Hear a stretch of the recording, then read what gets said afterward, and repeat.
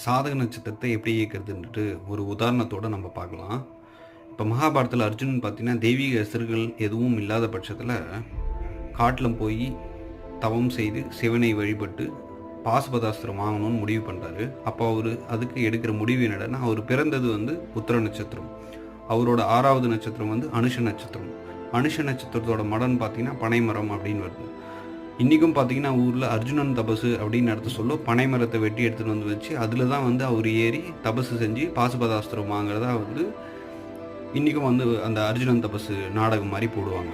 So தன்னுடைய 6வது நட்சத்திரத்தினுடைய விருட்சத்தை அதன் அடியில் நம்ம செய்யக்கூடிய தவம், தியானம், பயிற்சி இதெல்லாம் ஒரு பாசிட்டிவான முடிவுக்கு இல்லை நம்மளுக்கு சாதகமான முடிவுக்கு எடுத்துகிட்டு வர்றதுக்கான ஒரு எளிய வழியாக கருதப்படுது.